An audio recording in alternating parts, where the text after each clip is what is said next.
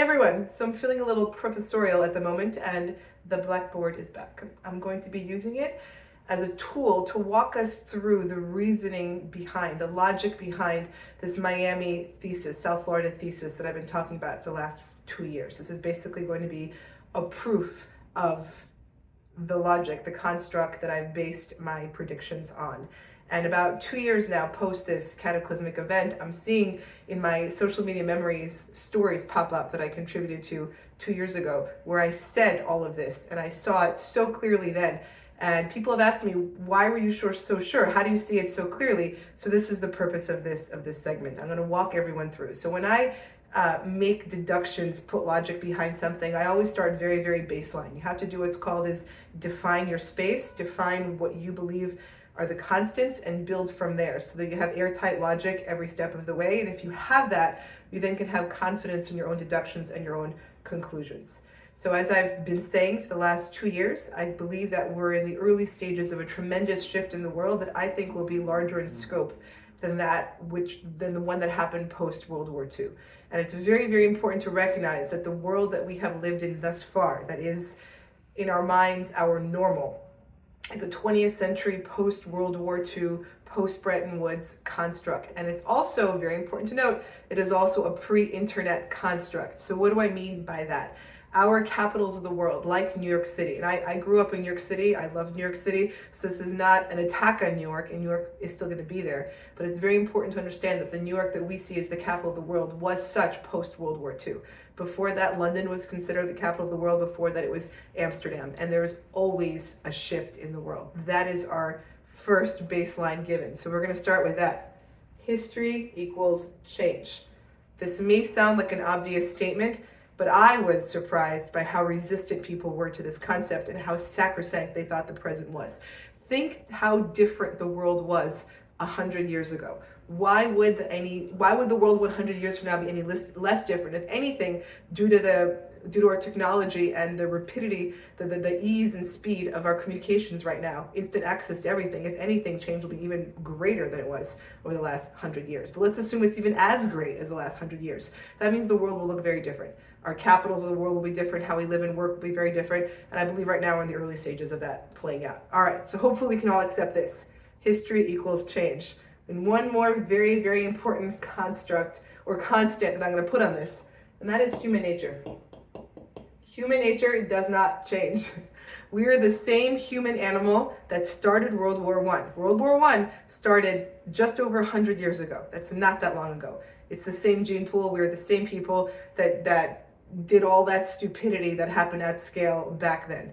We're the same ones. We just have cooler toys now. This is very, very important to recognize. And I mean, we're the phase of the empire, the American empire that we're in right now, is one that is very far removed for most people from survival, and it has been for so long. And thus it's allowing belief systems and behaviors that are not necessarily conducive to survival in challenging times to sort of flourish.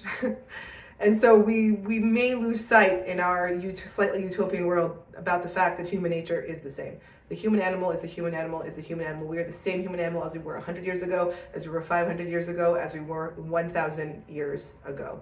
And I will not delve into the failings of modern feminism at this point. That is a separate comment, separate tangent entirely. Okay, so if we can accept that history equals change and that human nature is our constant, let's take a look at what we think of as history and as time so that we can get sort of our bearings as to where we are now.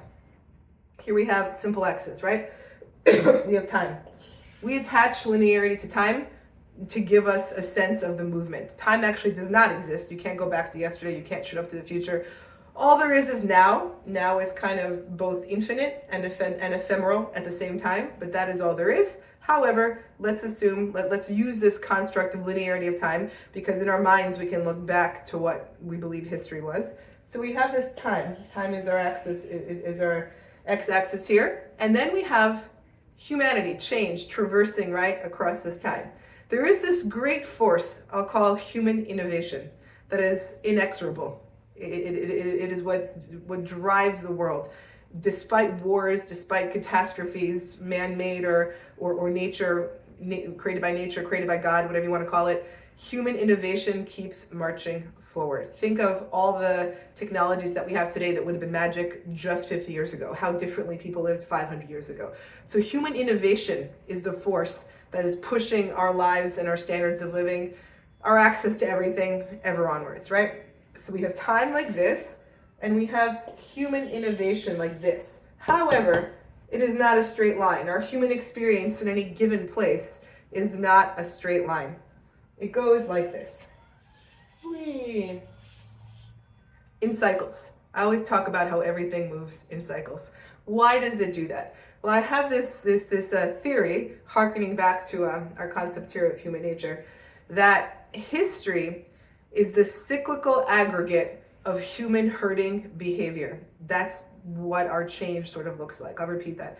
That change over time, history, is the cyclical aggregate of human herding behavior being pushed on by innovation. The human animal likes to herd. This is why we have mob mentalities at various scales. Anything from local protests at the micro level to, again, using World War I as an example, wars and carnage at scale. This is all examples of human herding behavior.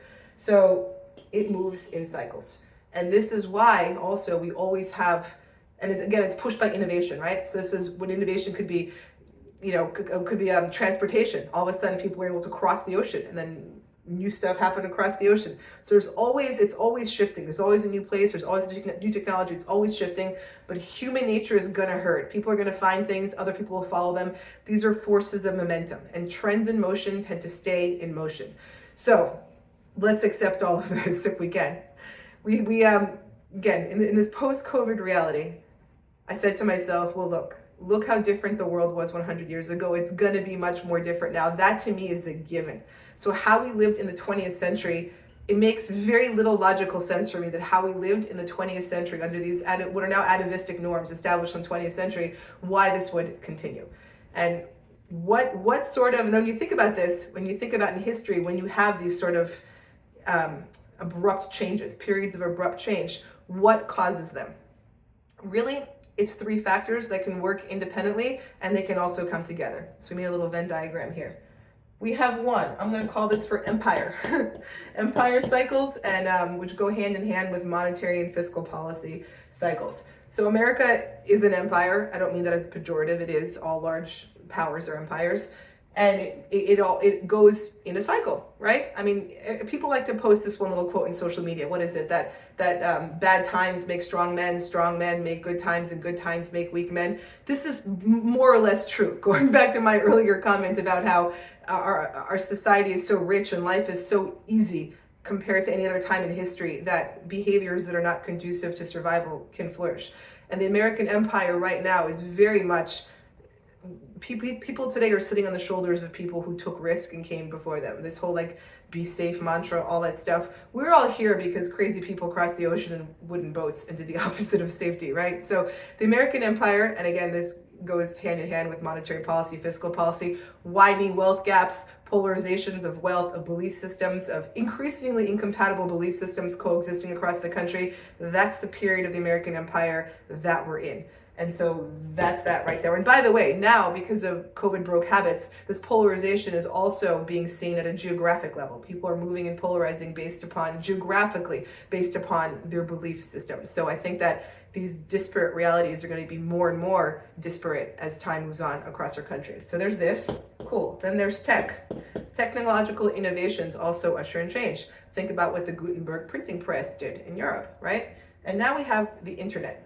So the internet, of course, came at the end of the 20th century, but keep in mind, it didn't come automatically super fast like we have it now. It came in increments. People didn't really know how to use it in the beginning. So it was incorporated piecemeal into existing infrastructure that was built before the internet. So all of our work centers, our office buildings, our work schedules, our 5 days a week, 9 to 5, all that stuff was constructed in the 20th century before the internet. The internet was incorporated piecemeal at the end of the 20th century into existing habits.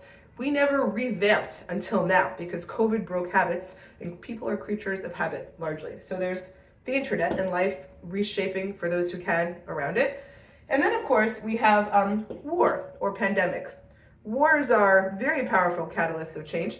And it's important to recognize that in many ways, the handling of COVID-19 with what it did to restrictions of people and what it did to the usage of government power and the expansion of sovereign debt and all those balance sheets, in many ways on paper, it functioned like a war. And we are still in that aftermath in many ways. And that's a whole other tangent I won't get into right now. So we have these three things. We have empire cycles, which are natural cycles. No empire lasts forever.